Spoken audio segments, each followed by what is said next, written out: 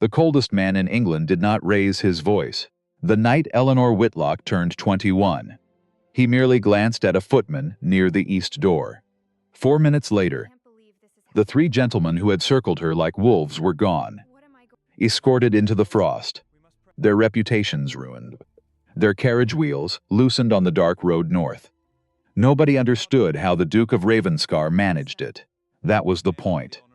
For 14 years, Eleanor had been the orphaned ward society pitied and forgot, shut away in a northern manor with a guardian who never smiled, never embraced her, never spoke a word of warmth. They called him cold. They called him cruel. They never asked what he was carrying.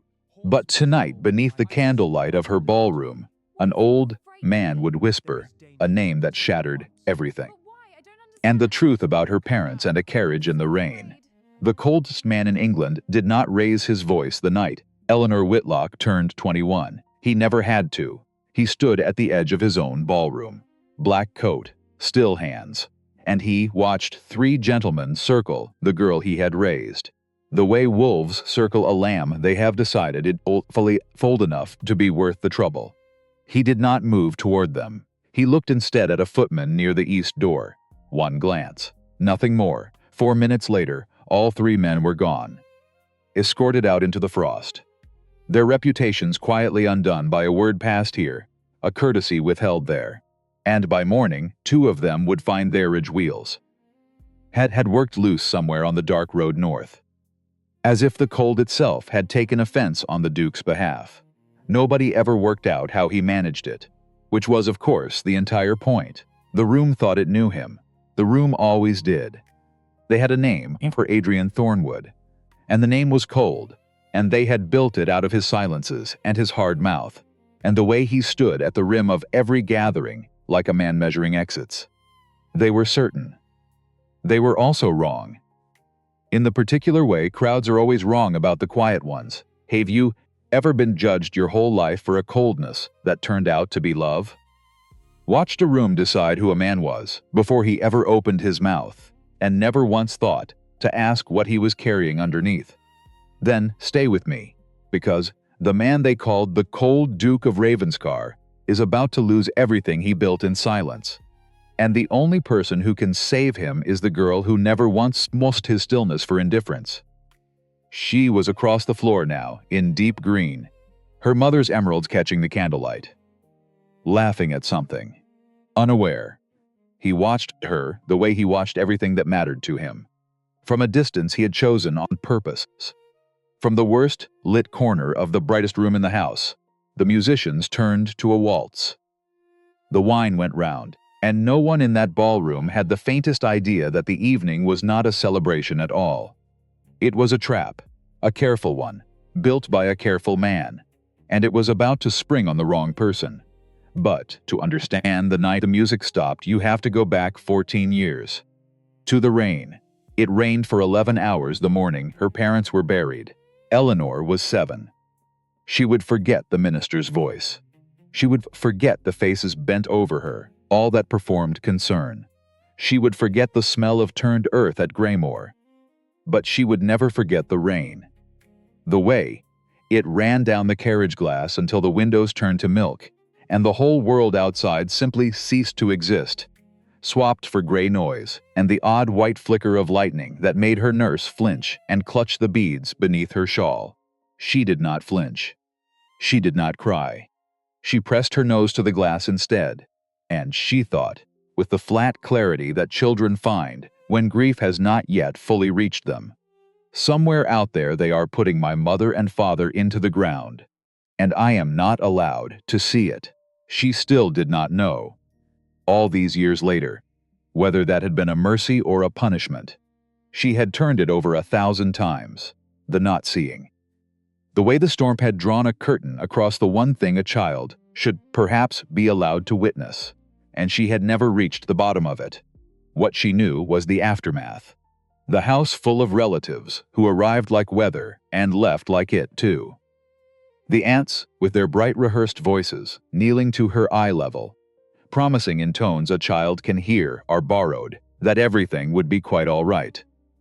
The cousins who spoke in low voices in corners about terms and trusts, who looked at a 7-year-old and saw a sum. She had stood very still in the middle of all of it, a small girl in black, learning, without the words for it yet, that catastrophe rearranges the faces around you, that the ones who weep loudest are not always the ones who stay, and that the world, having taken the two people who anchored hers, felt no obligation whatsoever to explain why. 2 days passed like that, the house thinning, the decisions being made above her head, in rooms she was not brought into. And then, on the 3rd day, a different kind of man came to the door at Graymore.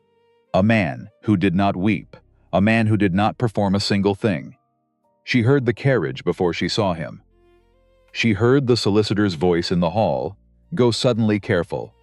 And she went to the top of the stairs, because a child learns quickly that the stairs are where you find out what the adults will not tell you.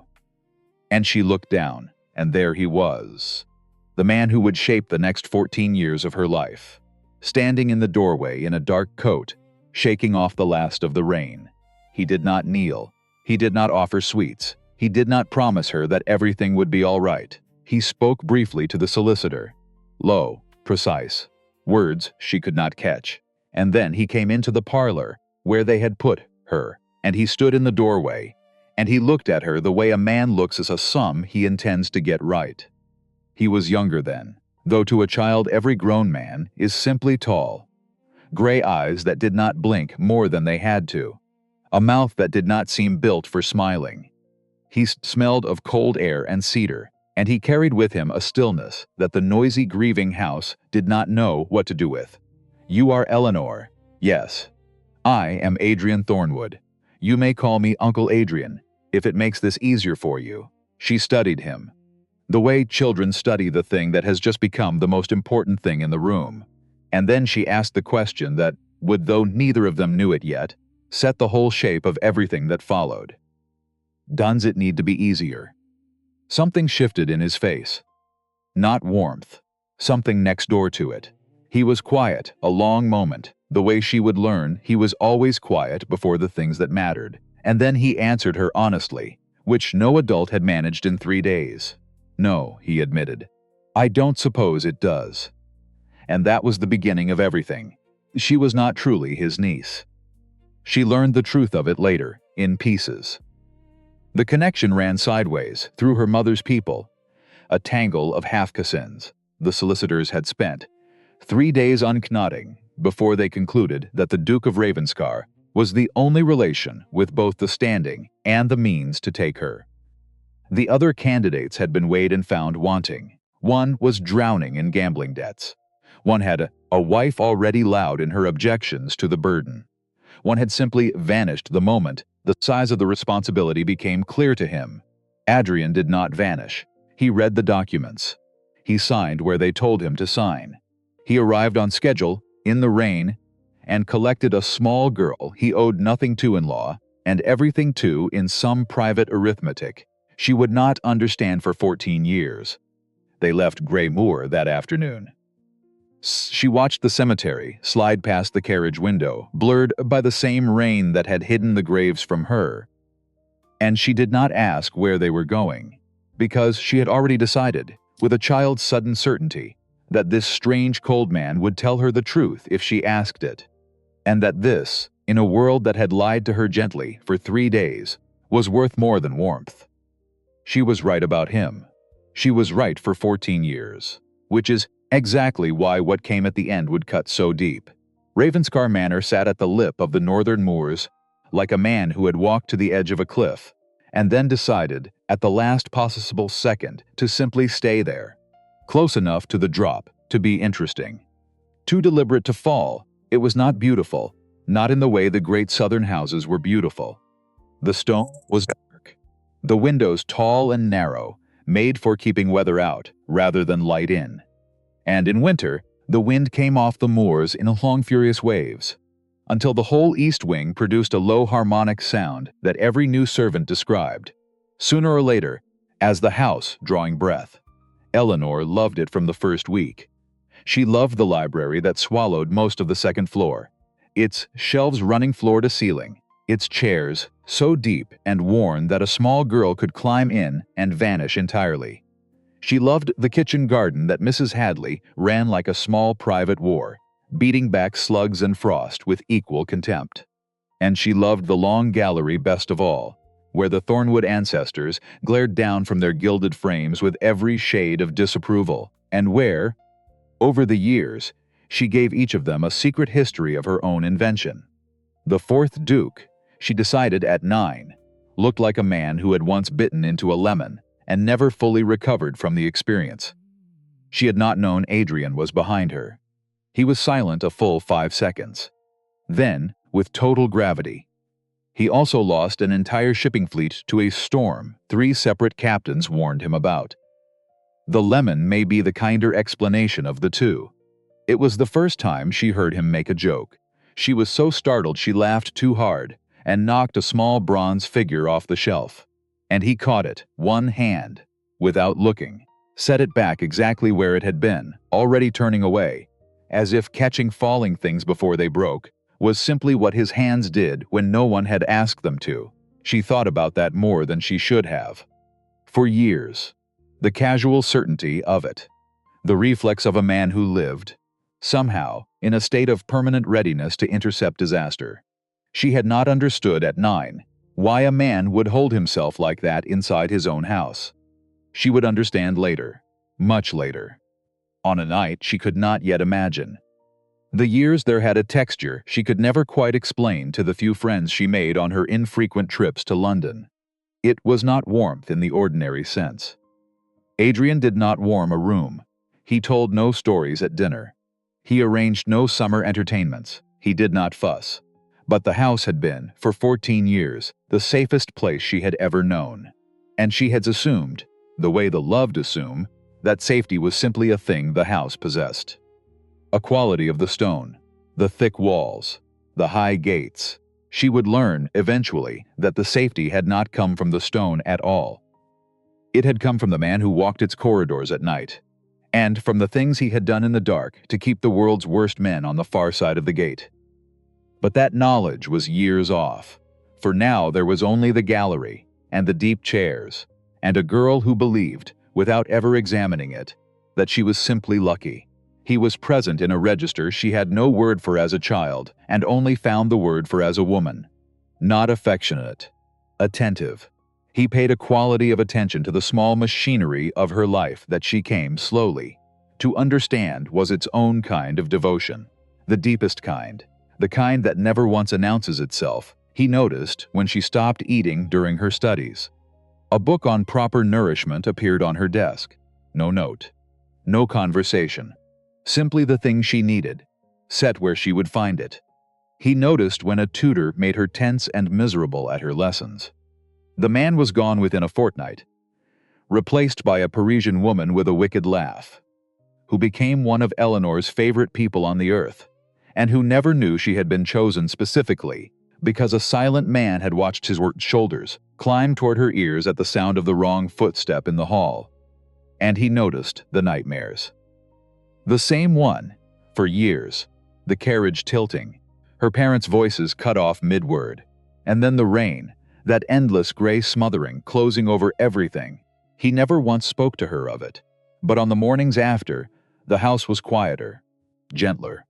Breakfast warm and waiting whenever she finally came down, however late, however wrecked, as if Ravenscar itself had been instructed to mind its manners. She asked him about it once. 14. Blunt in the way that made visiting adults shift in their chairs. Do you tell the staff? When I have had a bad night, he looked up from his letters. I ask Mrs. Hadley to keep breakfast warm whenever you come down. Yes. How do you know? A pause. The board in the east corridor makes a particular sound under weight at odd hours. You hear me?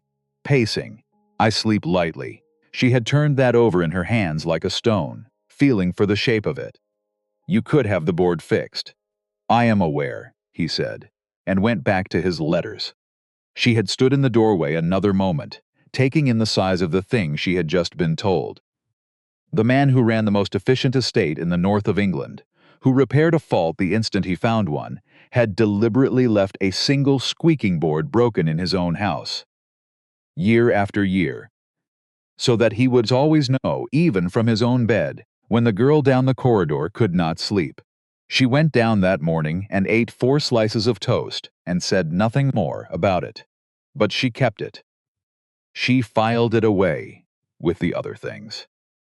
The storm night when he had appeared at her sick room door at 2 in the morning, claiming only that the east wing sometimes lost a window in weather like that, and that he wished to be certain, it did not frighten her, and then sitting in the chair by the wall, reading by candlelight until she slept.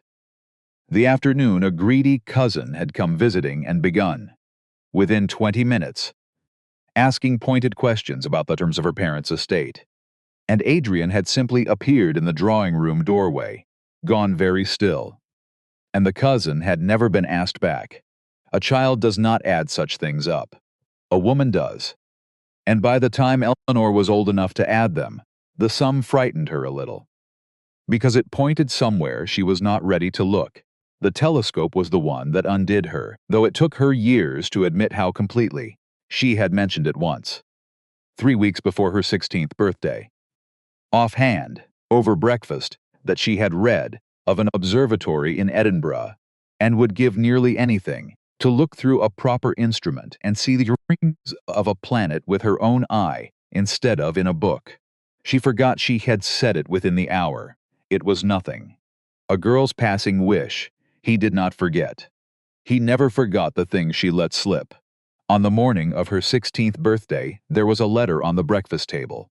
A letter of introduction to Scotland's foremost astronomer, in his own careful hand, and beside it, the finest personal optics then manufactured in England, the kind a serious man of science would have wept to own. He had not wrapped them. He never wrapped anything. They are precision instruments, he said, when he saw her face working through it. Wrapping paper seemed reductive. She threw her arms around him before she could stop elf. The impulse simply outran her composure, and she felt him go very still, the way he always went still, when touch arrived faster than he could plan for, as though his body needed a moment to decide what to do with a thing it had not arranged in advance. Then one hand came up, brief, to the back of her head. The most careful, most tentative gesture she had ever felt from anyone. And then he stepped back, and the moment closed, and he told her she should write to the astronomer within the week, because the man kept a full calendar. She wrote the letter. She also stood in the corridor outside the breakfast room for a full minute and a half afterward, her fingers pressed flat to her breastbone, where something had begun, very quietly, to ache, and then she went upstairs and rewrote a perfectly professional letter of introduction 4 times before she was satisfied with it. She did not have a name for the ache. She was 16. She told herself she did not need one. She was wrong about that. It would take her 3 more years to admit she had been wrong. 3 years of locating him first in every crowded room, before she located anyone else. Not out of dependence, she told herself. Orientation. The way a compass finds north. 3 years of cataloging the things he did and refusing to label the drawer she kept them in, because to label it would be to make a claim, and she had no right to make a claim. He was her guardian. The arrangement was the arrangement. He had taken in a stranger's orphaned child out of duty, and given her 14 years of quiet, exacting care, and the very last thing she would ever do was repay that by laying upon him a feeling he had not asked for, and could not, given what he was to her, possibly want. So she said nothing, for 3 years. And here is a thing worth knowing about silence. 2 people can keep the same secret, in the same house for years, each certain they are sparing the other. Each one carrying the whole weight alone, to be kind. It is the most thoughtful waste of time there is. There was one more thing she kept, and this one did not make her ache. This one made her afraid. It was late. She had come down for water, barefoot on the cold stone, and she heard his voice through the study door. Not the even voice he used on the world. A lower one. Strained at the edges, the way a rope is strained in the moment, before it decides whether or not it will hold. She should have gone on past. She stopped. He was speaking to no one she could see. To a letter, perhaps, spread on the desk before him, or to himself the way men do when a thing has lived in them too long to stay silent. And through the inch of opened door, the word came once. Then again, vain. Just that, a name. But said the way other men said the names of diseases they had watched take someone. Said with a weight that did not match anything in her bright, safe, ordinary life. She did not know the name. She had never heard it before. She filed it anyway, because nothing this man did was careless, which meant nothing he said in that particular voice was small. And she had seen, through the gap, the way his hand was pressed flat against the desk, as if holding something down, as if there were a thing beneath the wood, or beneath the years, that was trying very hard to rise, and his whole stillness was the labor of keeping it pressed flat. She went back up the stairs, with her water. She told herself she had imagined the strain. She told herself the name was a creditor, a rival in some shipping matter, a dull adult thing of no concern to her. She knew, even as she told herself this, that she was lying. She was 20 years old and 11 months, and she was not a stupid girl.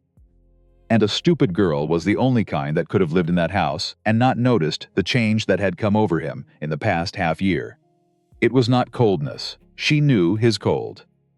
It was a specific, deliberate thing, deployed outward, on the world, with perfect control. This was something turned inward. A withdrawal. He answered her questions as precisely as ever. He kept the estate's affairs running like a clock. He appeared for dinner at the expected hour.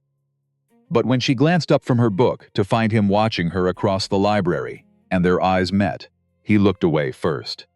Adrian Thornwood did not look away first. Not from anything. Not from a creditor, not from a duke, not from a roomful of men who feared him. The fact that he now looked away first from her was, she understood lying awake that night, the single most alarming thing she had ever observed about him. So she lay in the dark, down the east corridor from his room, and she listened to the board he had never fixed, and she gave the problem the same plain honesty she gave everything that frightened her. She thought, something is changing in him. She thought, I do not know its name. And then she thought the thing she had been refusing to think for 3 years and could no longer keep out. I am afraid I already know its name in me. She did not yet know that the name on his desk and the name in her chest were about to collide, that the past he had pressed flat for 14 years was already on its way north, and that it would arrive, of all the nights it might have chosen, on the night she turned 21. The party itself should have warned her. That was the first sign she missed, because Adrian Thornwood did not give parties. He had marked her birthdays for 14 years with exactly the right gift. A brief word over breakfast, and a dinner cooked to her preference. The scale never grew. He did not perform sentiment, and a celebration is sentiment performed for an audience. So when Mrs. Hadley came to her 3 weeks before the date, a guest list in hand running to 40 names, with the news that His Grace had engaged musicians from London and meant to open the formal ballroom for the first time in 11 years. Eleanor sat with the information an entire morning before she went down to find him. He was in the East Study. He was always in the East Study. She had once worked out that he spent the better part of his waking hours there and presented it to him as a joke, and he had answered, without looking up, that the true figure was rather higher than she supposed, and that he had the accounts if she cared to review them. She had laughed until she had to sit. She did not sit this time. A party, she said from the doorway. A gathering. He did not look up. The distinction matters. 40 people. 37 declined. Adrian. She waited until he looked up. You have not opened the ballroom since my father died. Something crossed his face. Fast. Controlled. Gone before she could read it. It seemed appropriate, he said. You are 21. There are matters to be settled. What matters? State matters. He returned to his page. Formalities regarding your inheritance. Several interested parties have asked to discuss the terms with you. And she knew. The way you know a man after 14 years of study. He was not lying. He never lied. He was too precise for it. He was building an architecture of true facts that led her toward one room, while the real room stayed locked at the end of the hall. Several parties, she repeated. You mean men. I mean interested parties. Interested in my inheritance, interested in you. The words came out of her flatter than she had meant them. As though, said plainly, they might be made to mean less. Your majority transfers the management of the estate into your own hands, he said. There will be men who see that as an opportunity. You are throwing me a party so you can look them over. I am holding an event at which the relevant men will declare themselves in a room I control, rather than approaching you in London, where I cannot. That is the most insult. She stopped, started again. You cannot manage my marriage, Adrian. I am not managing your marriage. I am managing the room. That is a distinction without a difference. It really isn't. He set the document down, slowly, with the particular care he used right before he said something that cost him to say. Eleanor, there are men who will come to you within the year intending to take your father's estate through your hand. Some of them know things about your family's affairs that you do not. I would prefer your first meeting with that fact to happen somewhere I can. The sentence failed. It simply ran out of road. He looked at her, really looked, the way he had been not quite doing for months, and his face did the one thing it almost never did. It refused to resolve. Somewhere I can be present, he finished. The silence ran 4 seconds. In his silences, 4 seconds was a great deal of time. All right, she said at last. 37, he agreed. She left before either of them could spoil it. She did not yet understand that he had told her the truth, and a lie in the same breath. The truth, that men would come for what was hers. The lie of omission, vast and patient and 14 years deep, that the most dangerous of them was already on the list. Invited. By his own hand. Because the only way to see a snake clearly is to bring it into the light and stand close enough to act. The night arrived sharp and without mercy. November, clear, cold enough to ache in the teeth. The sky a hard black sheet pinned with stars that looked less like light than like small holes punched through to a darker nothing behind it. She wore deep green, her own choice, over the strong options of the London dressmaker, who had firm opinions about the colors a young woman ought to wear on the night she presented herself to the world. Her dark hair up, and her mother's emeralds at her ears, the ones Adrian had quietly retrieved from the estate's strong's room years before and left on her dressing table one ordinary morning without a single word of explanation. She came down the main stair at 8. Exactly 8. Because she had not once in 14 years been late for anything, a habit she privately blamed on him and publicly refused to discuss. He was at the bottom of the stair. He was always exactly where he was meant to be, at exactly the moment he was meant to be there. In black, as he nearly always was. And he looked up when she reached the 3rd step from the bottom, and his face did the thing she had never once been able to name. Not the cold he showed the world, not the dry precision he kept for business, not even the particular attention she had come to think of as belonging to her alone. Something else. Something that lived in the narrow space between what he allowed himself to feel and what he permitted himself to show. You look. He stopped. She waited. The emeralds suit you, he said, which was plainly not the thing he had begun to say. They were my mother's. I know. You kept them for years before you gave them to me. I was not certain when the moment was. He offered his arm. She took it. She had been taking it since she was 8, when the ballroom had been too vast and full of strangers, and his elbow had been the one fixed point around which the whole spinning room agreed to organize itself. Adrian, she said quietly as they crossed toward the doors, these men tonight, are they truly a danger, or are you managing the room again? His jaw tightened. A quarter inch. After 14 years, she knew that small shift was, for him, the equivalent of another man slamming a door hard enough to crack the frame. Both, he said. She nodded, and they went in. She would remember, later, that he had told her the truth that time, too. Both. She had heard only the half that flattered her in independence. She had not heard the half that should have made her grip his arm and refuse to let go. The first was Lord Pembroke, 43. Estates in the South, a handshake he plainly believed communicated reliability, and a face no one in his life had ever been brave enough to correct. He spoke to her for 11 minutes about the proper stewardship of large holdings, and the gravity of sound financial management, and the dangers of leaving such things to inexperienced hands. And he asked 3 questions about her late father's investments, all of them dressed as courtesy, all of them shaped, underneath the manners, like the careful probing of a man checking a lock for give. Adrian stood 6 feet away and said nothing. He did not need to. After the 11th minute, Pembroke glanced sideways at that silent figure, recalculated something behind his eyes, and discovered an urgent reason to be elsewhere. The second was Viscount Hartley, younger, 30 perhaps. The easy charm of a man who has been told all his life that he is charming and has built his entire self around the daily confirmation of it.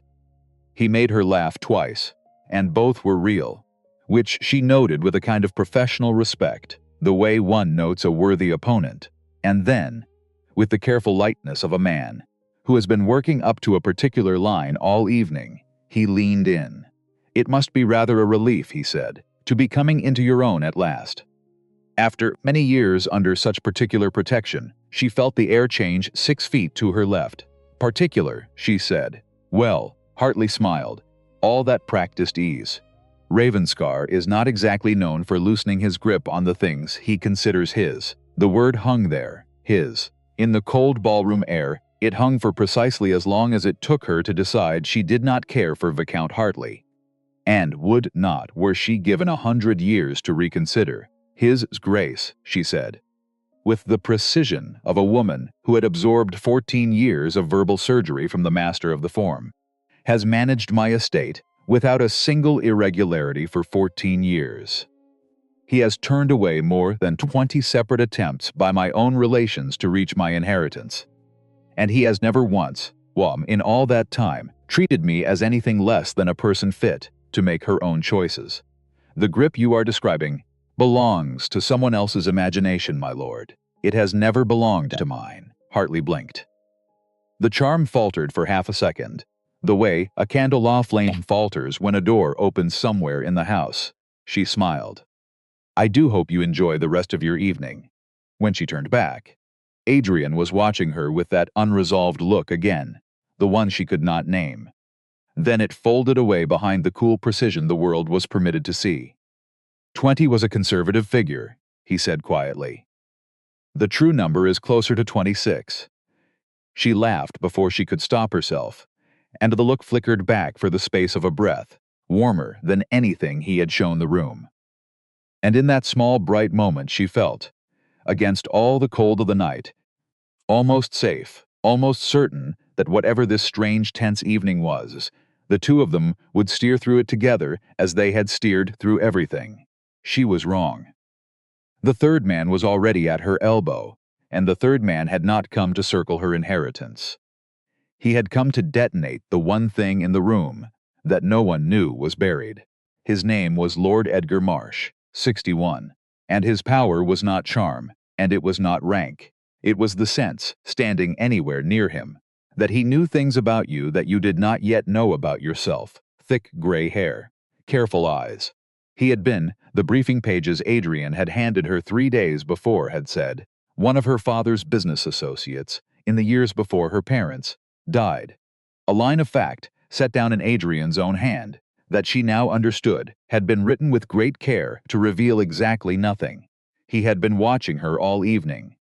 She had noticed it the way she noticed most things, not at once, but by slow accumulation. A glance across the room. A shift of his position that kept her always in his view. The way he spoke to other guests while one part of his attention stayed aimed at her. A needle that refused to settle anywhere but north.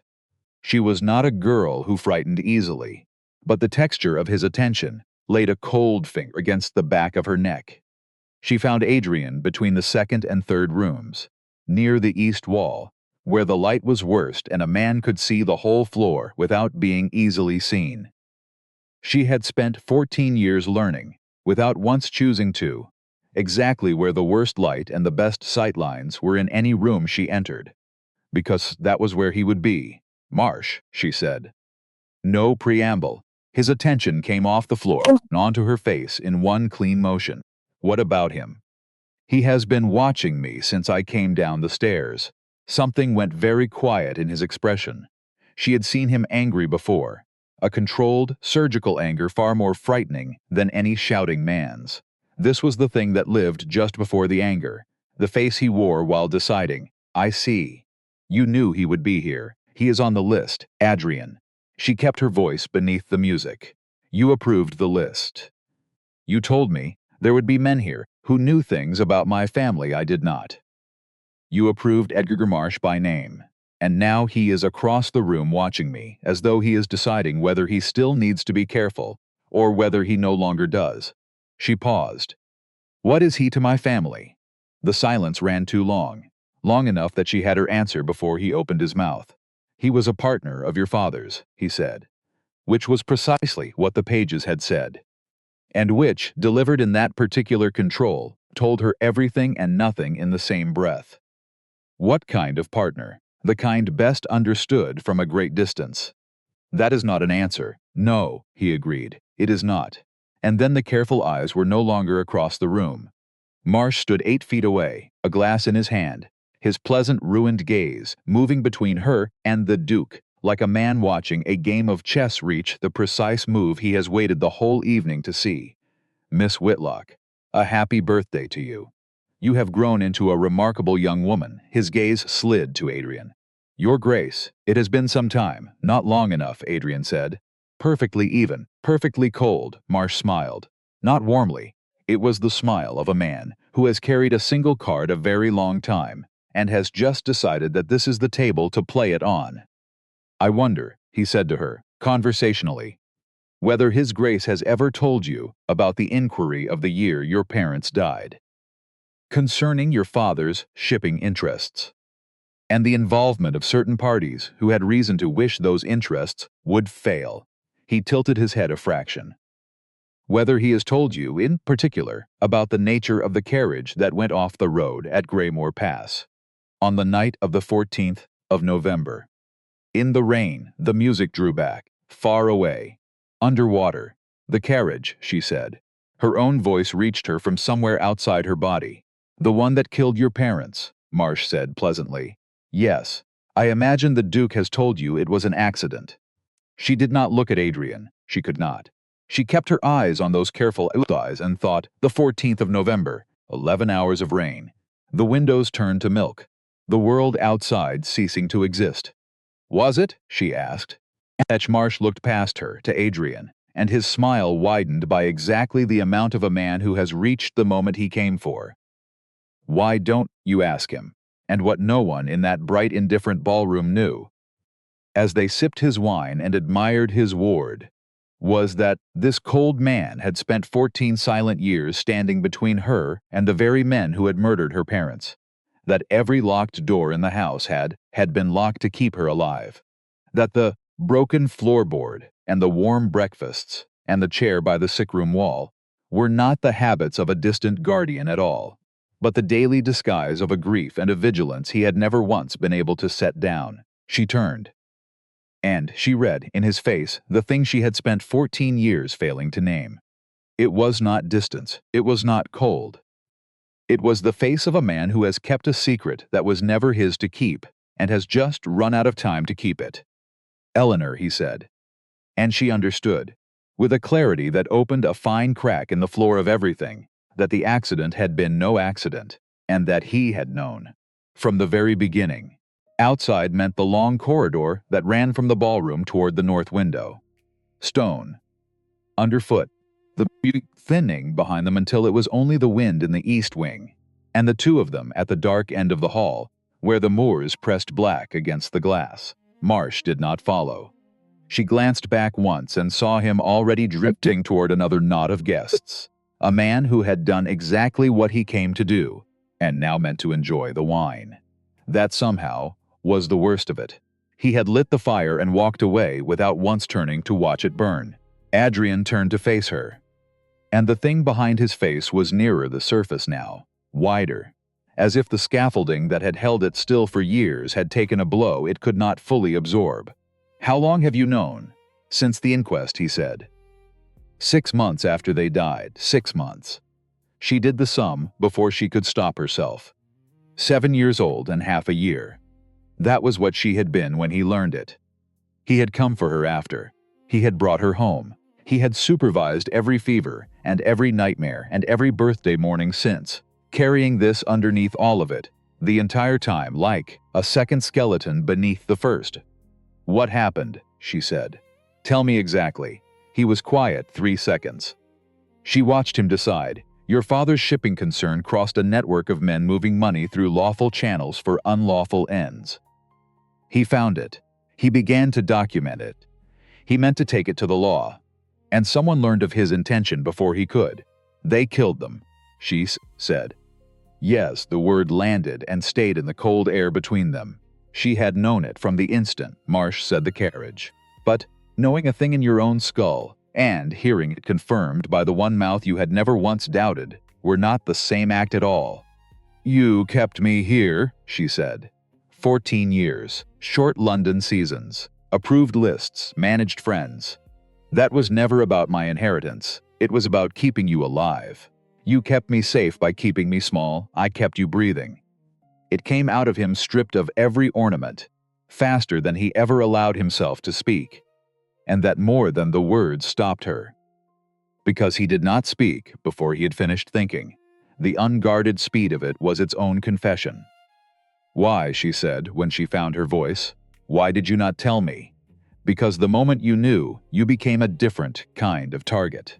While you knew nothing, you were a grieving orphan under an inconvenient guardian. The instant you knew, and could be made to say it under oath, you became a loose end. And I could keep a girl who knew nothing far more easily than I could keep a witness who knew everything." The logic was clean. Brutal and clean, the way all his best thinking was. And she hated it for the worst possible reason, because it was not wrong. She could follow every step of it, without a single objection she could defend. And underneath the fury sat a slow, terrible ache she was not ready to handle. He had built a 14-year decision out of arithmetic, and the arithmetic had been correct. "You were going to tell me, when it was finished. When the last of them could no longer reach you." His gaze moved toward the doors. "And now Marsh is here. Which means the clock I was running has been set forward by another man's hand." She felt the cold treble lower than her spine could account for. "Then I will not be sent back upstairs to wait," she said. The words arrived before she had finished choosing them, and the moment they were out, she knew they were right. "I am 21 years old. As of this morning. You spent 14 years deciding what I could survive, and you were my guardian, and you had the right to. That is finished tonight. This is my father. My mother, my blood, and my name. Tell me everything. The true account, not the kind one. And let me be part of the answer." Instead of the thing the answer was built to protect, he looked at her with an expression she had never once collected in 14 years of collecting them. It took her a moment to read it. It was the face of a man who has built a plan down to the last decimal and just met a number he genuinely failed to count for. "Tomorrow morning," he said. "My study. 7-6. His mouth almost did the thing it sometimes did. 6. He agreed. She did not sleep. She lay in the dark and turned the night over, piece by piece.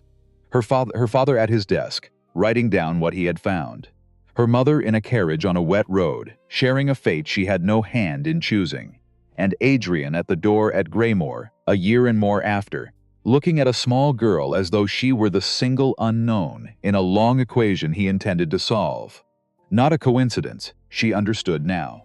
He had come because he was already in it, already pulling at threads, already calculating that the safest place in the world for her was inside his own walls, where he could see every door. He had solved for her survival for 14 years, and the answer had cost her a childhood she now understood. She had spent inside a fortress, mistaking the walls for luck. Past 2 in the morning, she heard the board in the corridor. Not her own weight on it, his. The man who processed every difficulty in perfect stillness was walking the hall, outside her door in the dark, back and forth, undone. She closed her eyes and filed it with the telescope in the hand at the back of her head. The drawer she had spent years filling and refusing to label, and could no longer call anything but the truth. She was dressed by 6:29. He was already in the study, which meant he had arrived early enough to lay a fire and set 2 cups of something hot on the desk, which meant he had simply been sitting there in the dark, waiting for the hour she had chosen. She noticed it and said nothing. The papers on the desk were not the usual estate correspondence, 2 stacks, one thicker than the other. The left, he said, without preamble, is everything I have gathered on the network since the year your father.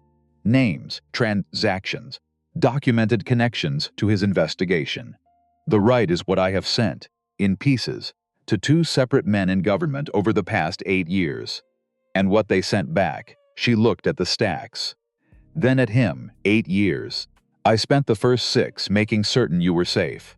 The other 8 building a case. Trying to build one that does not also destroy you in the building.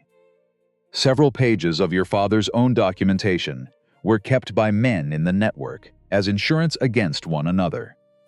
Obtaining them lawfully means moving through a political situation that has refused to resolve for 8 years.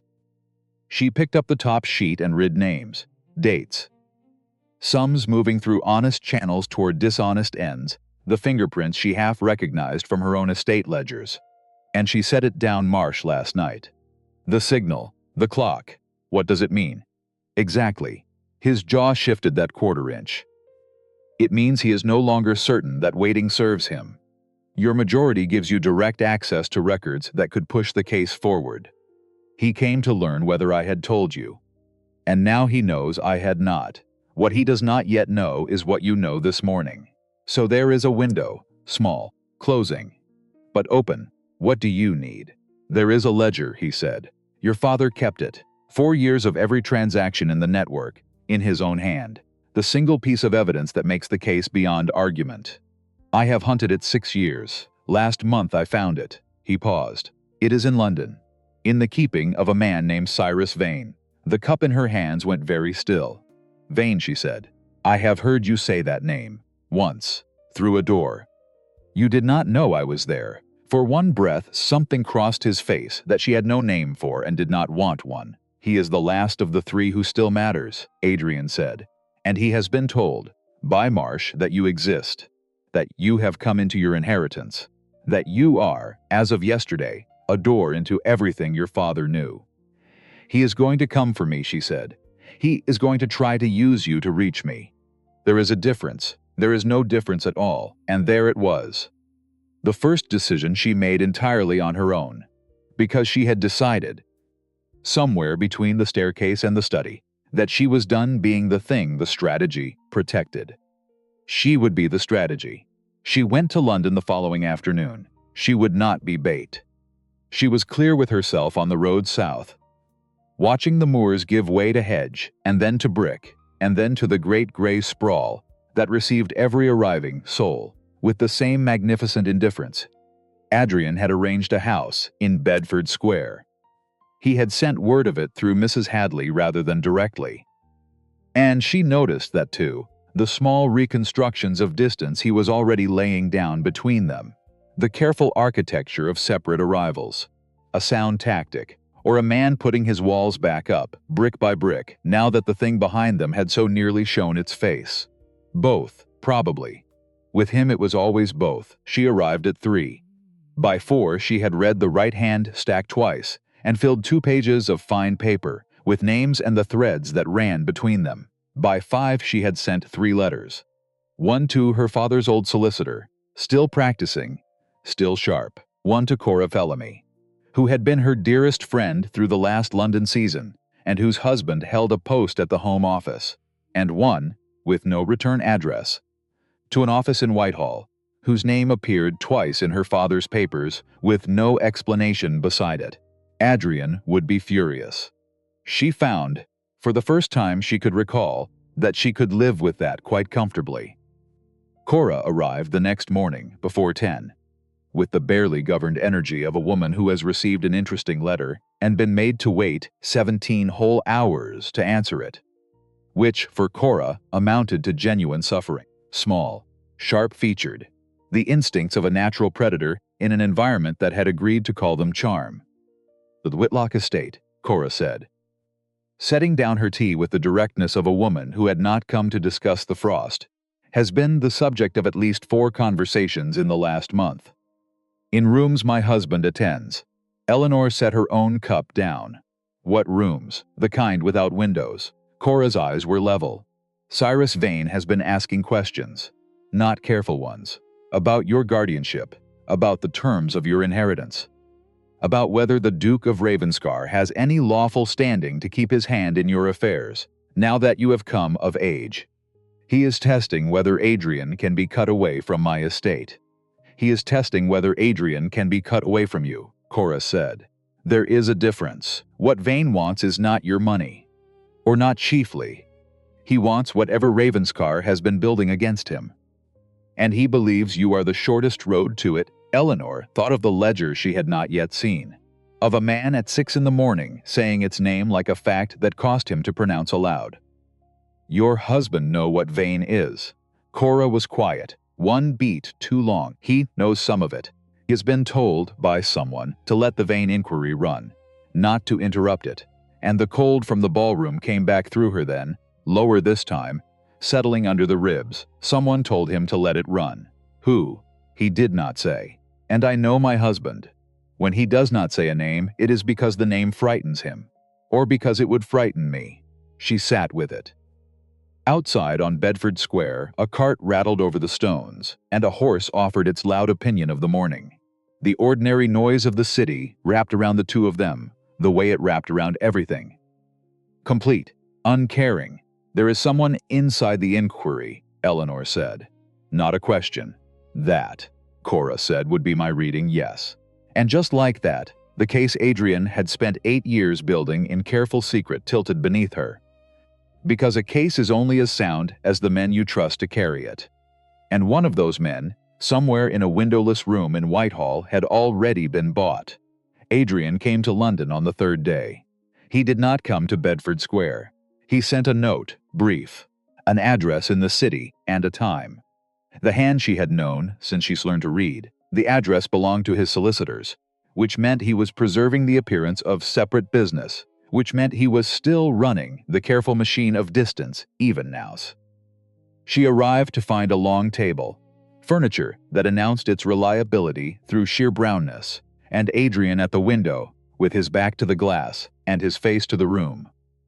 He looked, she thought, like a man who had not slept in 3 days and had recently been told the weight he carried was heavier than he had measured. You sent letters, he said. 3. To Whitfield's wife.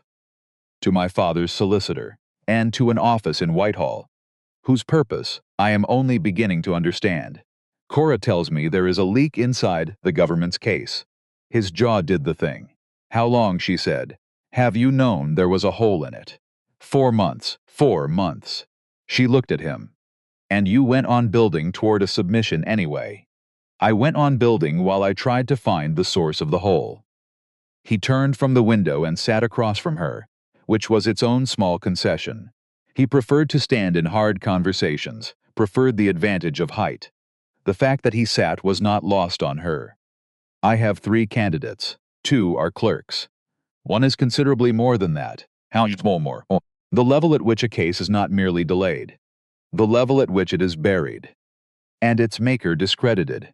She stared at him, thinking of 8 years of evidence fed through 2 channels, in the belief that the channels were safe. Who would discredit you? There are several roads. His voice was perfectly even, which meant it was costing a great deal. The most efficient of them is my guardianship of you. The room went quiet. A man who kept a young woman shut away for 14 years, he said. Who controlled her inheritance, who limited her company, and who now, on the very day of her majority, declines to relinquish his influence over her affairs. He met her eyes, told the right way. That is not the story of a protector. It is the story of a jailer who invented a murder to justify the lock. She thought of Hartley at the party. Ravenscar is not known for loosening his grip. She thought of how little that sentence would need to become a blade. How clean, how devastatingly easy. They mean to use me to destroy you. They mean to use the shape of my guardianship to destroy my standing. Which is not the same thing, but it produces the same end. The case becomes the bitter invention of a discredited man. And the men who killed your parents become, in the public eye, the victims of his lie. How long before Vane moves? He was quiet a moment. Days. Perhaps fewer, if Marsh has carried word of what he saw at your birthday. Then we move first, she said, and leaned in. You know where it is. Can you take it, secure it, and put it into the hands of someone who cannot be touched? Before Vane understands what has happened, the ledger is in Vane's private house, he said. In Mayfair. He paused. Which I can enter. The question is whether I can take it, hold it, and place it with someone outside the inquiry. Someone whose word cannot be poisoned by any link to me. He was looking at her with the look that did not resolve. Someone, she said slowly. Like me. You are the heir to the estate your father died investigating. You have a direct blood claim to the original documents, and if told the right way, a young woman newly seeking her freedom from a controlling guardian. He held her gaze. Your word, with the ledger in your hands, cannot be dismissed the way mine can. He had known this, she understood. For weeks, perhaps months. He had known that the one piece he spent 14 years keeping out of the equation was the only piece that could solve it, and he had told her anyway. Tell me how to get into Vinzing house, she said. The door opened before he could answer. The man who came in was not one of the solicitors. 50. Perhaps. A good coat, and the loose ease of someone who has never in his life experienced a room as an obstacle. He looked at her first, a brief assessing sweep that catalogued rather than admired.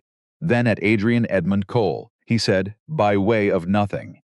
We need to speak. Adrian had gone very still. Not the watchful stillness she knew, the stillness of a man who has just heard a sound he was hoping not to hear, Miss Whitlock. Would you wait in the next room?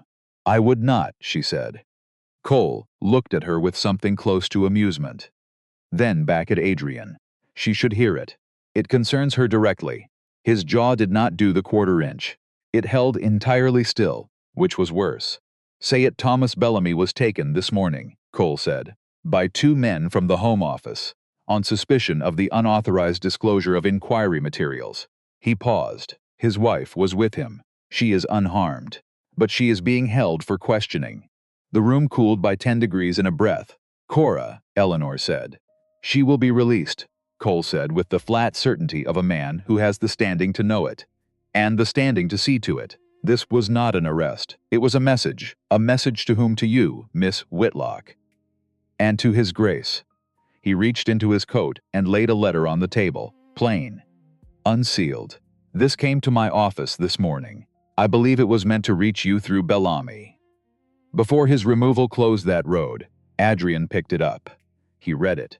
His face did not change in any way she could read, which was the largest change of all. He held it out to her. The hand was formal, the paper costly, the language clean and cold as a blade laid flat.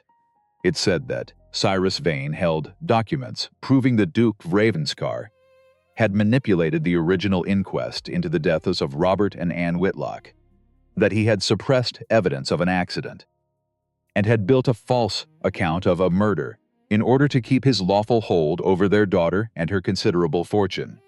It said these documents would be given to the press within 48 hours, unless the Duke presented himself alone at an address in Southwark and surrendered the whole of his gathered case.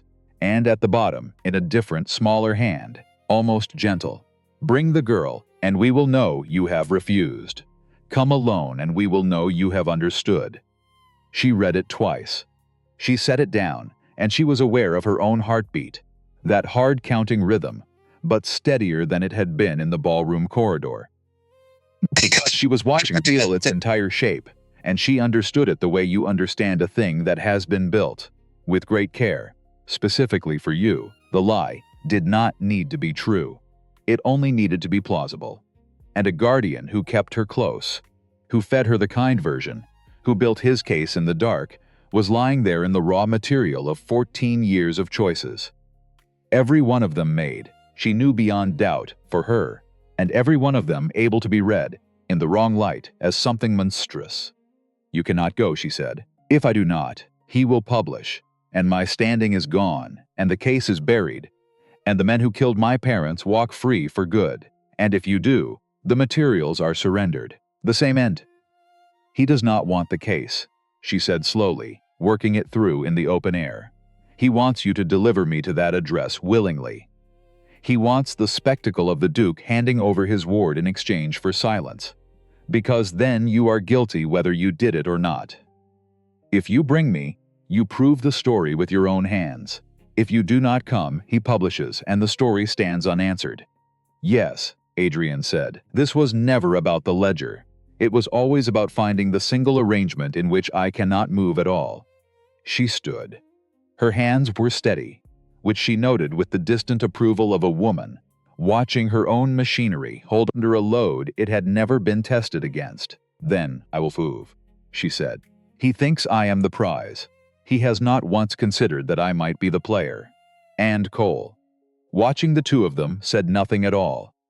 But something in his face had shifted, the way a man's face shifts when a piece he had counted as merely useful turns out, unexpectedly, to be the whole of the game. The plan moved the way his plans always moved, quietly, on rails laid in advance. But this time the hand on the lever was hers. She signed the warrant at a magistrate's office at 9 the next morning. Cole had built it overnight.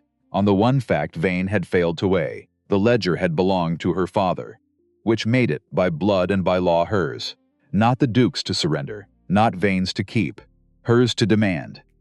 She wrote her name across the bottom, and felt the pen press the truth into the paper like a seal into wax. By 10:15 she held it, smaller than she had imagined. A leather volume no larger than a personal journal, giving no sign of its weight from the outside. She turned it in her hands and thought of her father carrying this, writing in it by lamplight, knowing, surely knowing, that each line moved him a step nearer a wet road in November. He had done it anyway, because the evidence was the evidence, and the evidence was the point. It ran in the blood, she thought, and was not sorry for it. Cole's man with the press was named Davenport. He kept a political journal with the kind of readership that could not be laughed off as scandal. Read in the rooms that decided things. She sat across from him for 3 hours, while he turned the pages of her father's hand and asked questions with the unsentimental hunger of a man who has waited years for one particular story to walk through his door. "This runs in the morning edition," he said at last. "I will want a statement from you. In your own words, you will have it, Miss Whitlock. When this prints, there will be an answer to it. Vane has men. The men behind him have more. You understand that?" "I understand it," she said. "Print it anyway." He printed it anyway.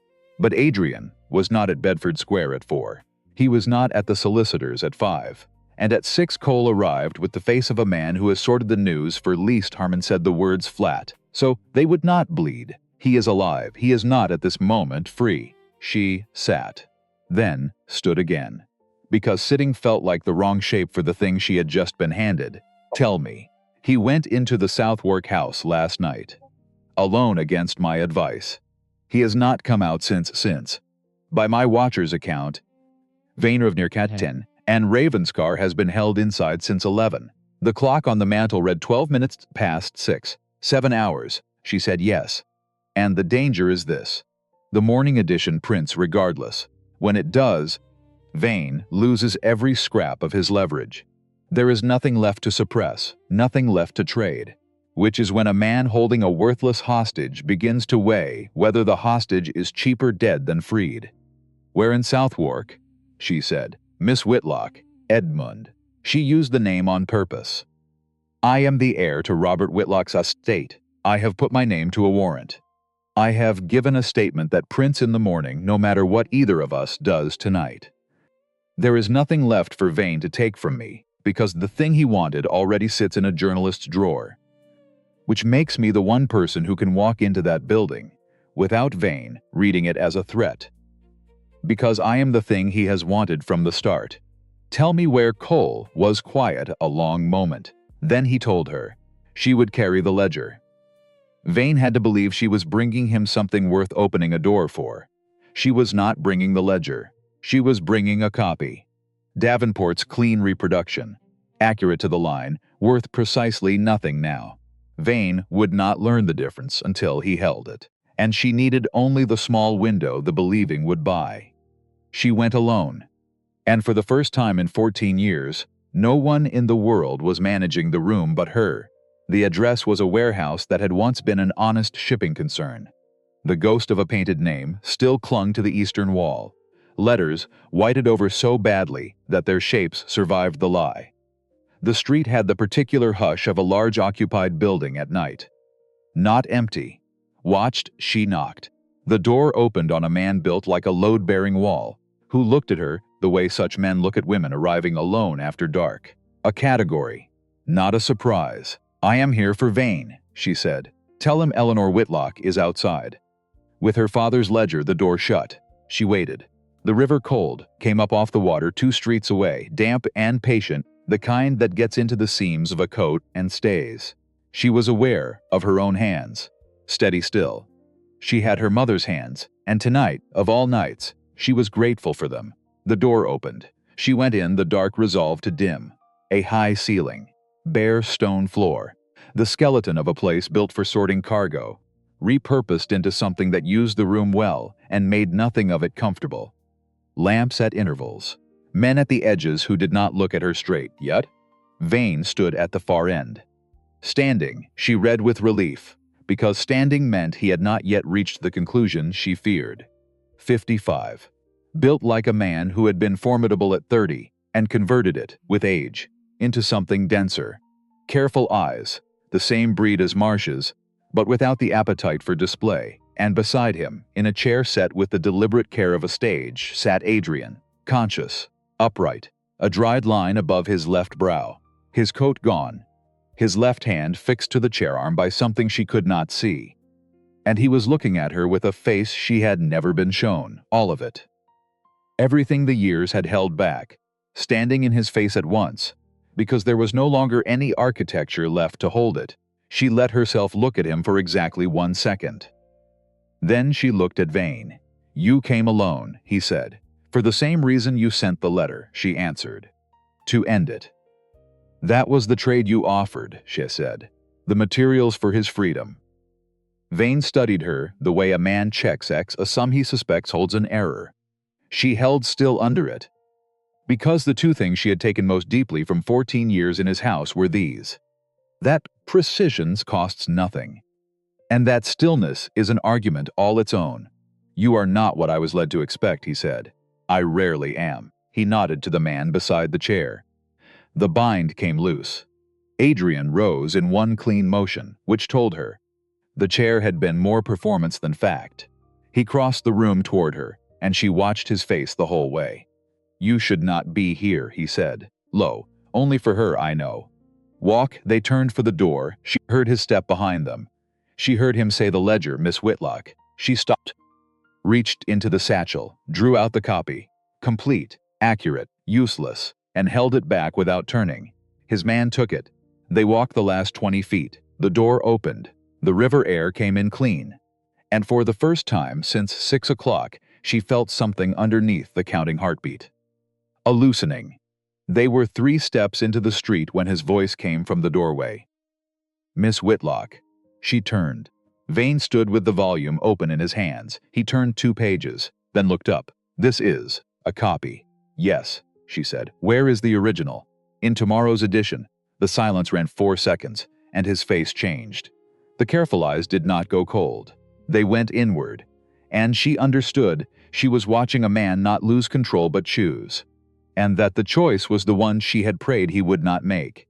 He said 1 word. The man stepped into the street. 3 more came out of the alley to the left. Adrian moved. Not stepped. Moved. With the speed of a man who has the whole shape of a threat in the first half second and acts before the thinking part has caught up. He was between her and the 3, before she had tracked the start of it. The sound of contact, Direct, nothing spent that did not need spending. One man went down, the second did not. And she ran away, toward the eastern side of the building, where she had marked on the way in, a second loading door beneath the whited-over name, because 14 years of living beside a man who found the exits before he found his chair had left her, without ever choosing it, in the same habit. The east door gave, a narrow surface.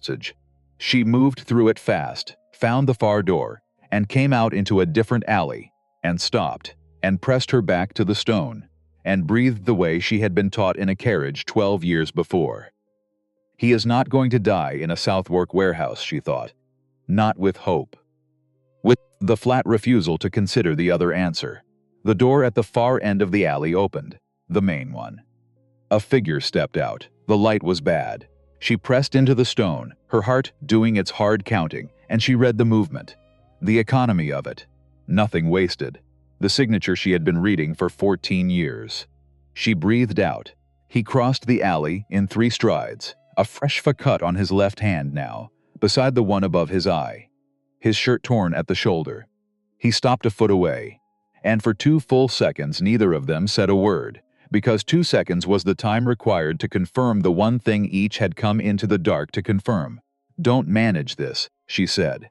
"I am not. Say it." His mouth opened, and from the warehouse door behind him came the sound of it, opening again.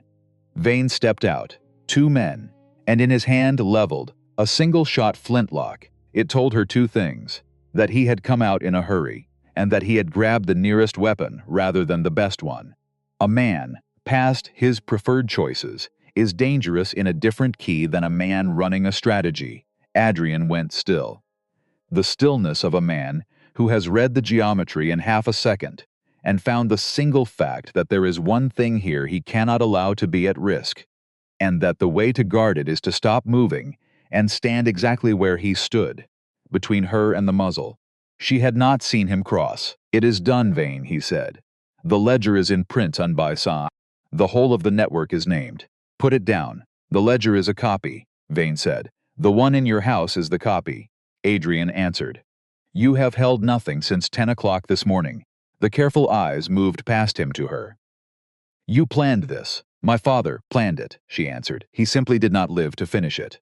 And then he said the thing she had not braced for. "Your father was my friend." The alley held its breath. "We built the line together," Vane said. "Whitlock and Vane. Before any of it. Before the men with better leverage than principals found us, and offered me a door, and asked only that I leave it open. Robert would not walk through. He wanted to take it to the law, so I made the calculation he was too good to make. One man, against the thing we had both built." He paused. "I did not pull a trigger on a wet road. I gave a name to men who would. There is a difference." "There is no difference," she said. And it was the truest thing she had said all night. It landed on him. She saw it land. All night the network had been a faceless machine of money and silence. And here it was, in the end, the oldest story there ever was. Not a conspiracy, a betrayal. A man who had loved her father and chosen the door over the man, and built a kingdom on the choice. "Put it down," Adrian said again. Not a command. The flat shape of a fact about to occur. "Step aside," Vane said, and his thumb moved to the lock. She stepped out from behind Adrian. He made a sound, the broken first letter of her name. She kept walking until she stood beside him. Not behind. Beside. "My father's name was Robert Whitlock," she said. "He found a thing that needed finding, and you gave him to men who killed him for it. And you killed my mother because she sat in the same carriage. The morning edition runs in 4 hours. Cole's committee has the rest. Every name in that ledger prints before the city wakes, including yours. There is nothing you can do in this alley, with that single shot, that changes one word of it." She paused. "So put it down." From the far end of the alley came footsteps. More than one set, moving with purpose. Cole came out of the dark with 2 men behind him. And beside Cole, pale, a coat thrown over his evening clothes, walked Lord Edgar Marsh. "It is over," Cole said. Vane's eyes went to Marsh. And Marsh looked back at the man he had served, and then away. "He came to me last night," Cole said. "The man inside my inquiry was never a clerk. It was the official the clerks reported to. A man withstanding enough to bury the case and call it tidiness. He held Marsh the way you held the Duke. A debt, a threat, a family. And Marsh decided this morning he would rather hang for what he did than keep paying for what he was made to do. His testimony, with the ledger, closes every door you have left. Vane looked at the pistol in his own hand as if surprised to find it there, and he lowered it. He did not run. He stood in the alley with the lowered weapon, and the thing in his eyes was no longer strategy. It was the look of a man very tired, at the end of a very long road, not entirely opposed to the idea of sitting down. Cole's men took the pistol. Then Vane himself, who went without a word. The way a man agrees with the weather. It ran in the morning edition at 6. By 8 the names of 7 men were moving through every drawing room that mattered. By 10, 2 had retained counsel, and were learning that counsel was not enough. By noon, Cole's committee had convened, and Cyrus Vane had been charged. Eleanor read it at the kitchen table in Bedford Square. Tea in front of her that Adrian had made, at precisely the right heat. She read her father's name in print, and her mother's beside it, and the word murdered where the word accident had stood for 14 years. And she felt the thing she had been waiting to feel, since she was 7 and standing in the rain. Not relief. Not closure, which had always seemed too tidy a word for a wound this jagged. The acknowledgement of a debt long denied. The breaking, at last, of a silence by the one truth that had always lived inside it. He sat across from her and read his own copy, and said nothing, which was not mad quiet, but the other kind. The kind that comes when words are the wrong tool. My father would have been glad it was you, she said. He looked up, that it was you who finished it. I intend to deserve that, he said. I know you do. She cleaned the cut above his eye herself, because the house still slept. He sat still the way he sat still for everything. And when she finished, he spoke to the wall. I should have told you years ago. Which years? Several of them. When you were old enough to understand the danger, I told myself you were too young to carry it. When you were old enough to carry it, I told myself the case was too near finished to risk. When the case was near enough that the argument fell apart, I ran out of arguments, and found I had no plan for what was underneath them. What was underneath them, she said. He looked at her, the open face, and then he simply arrived at it, the way a man arrives, at the end of a road, and finds the thing he had to reach requires no bracing at all. I love you, he said. I have loved you longer than I can name the day it changed, which means it may not have changed at all. Only grown from a thing that was always there into a thing I could no longer call by another name. I did not tell you because you were my ward, and while you were, any word of it was a corruption of the trust, because you deserved to come into your own life freely, without the weight of what I felt bending the shape of your choices. And now, she said, and now you have come into it. Spectacularly, with a complete disregard for the wishes of the people trying to keep you alive. He paused, which is thoroughly yours. It could have been no one else. She put her hand over his, the cut one, felt him go still, the way touch always reached him faster than he could plan for, and then felt him not pull back. Just breathe. I have known what I felt for 3 years, she said. I would not name it, because naming it felt like a claim I had no right to make. You were my guardian, and I was not going to make you carry something you had not chosen. Which means we have both spent 3 years not saying the same thing, to spare the other the trouble of hearing it. That is, he said after a moment, an extravagant waste of time. Yes, it is. When the proceedings settle, she said, I want to go home. To Ravenscar. Not because I must, because I choose it. It has been waiting for you, he said.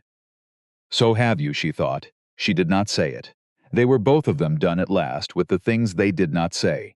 And here, before we leave them in that warm and ordinary kitchen, I would ask you to sit with me a moment. Because this was never only a story about a murdered family and a man who hunted the truth for 14 years. It is a story about how easily we read a man wrong. The world had a name for Adrian Thornwood, and the name was Cold. They built it out of his silences and his hard mouth, and the rooms he stood at the edge of, and not one of them ever asked what he was carrying. We all do this. We meet a man who does not smile easily, who keeps his griefs behind his teeth, who shows his love in repaired roofs and warm breakfasts and the chair he takes by the door instead of the words he cannot say. And we decide he does not feel. When the truth is that some of the deepest love this world has ever held walks through it disguised as duty, as a broken floorboard left unrepaired on purpose, as a man who shows up, signs where they tell him, and arrives on schedule every year, asking nothing back. But there is a harder lesson folded inside the soft one, because Adrian was not only misjudged, he was also wrong. He decided, for 14 years, what another grown person could bear to know. He called it protection, and it was. And it also robbed of the truth about her own life. Love that keeps a person in the dark, however gently, however dearly it costs the keeper, is still a kind of cage. The kindest thing he ever did and the cruelest were the same act. That is not a contradiction. That is simply what it is to love another human being imperfectly, which is the only way any of us has ever managed it. And there is this, for any of you who needs to hear it today.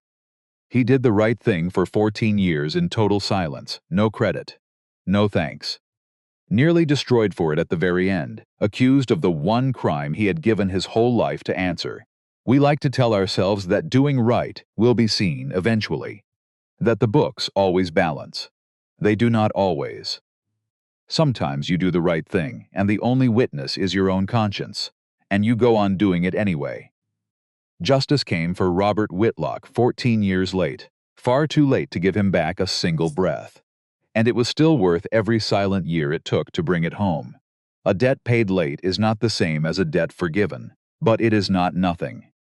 Some mornings it is everything. So before you go, let me leave you with a question this long night kept asking. How many good men have we mistaken for cold men, simply because we never once thought to ask what they were carrying?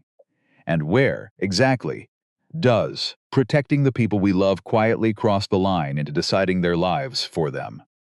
If you have ever loved someone you could not find the words to tell, or done the right thing and been blamed for it, or been guarded, for years, by a person you had badly misjudged, I would truly like to hear about it.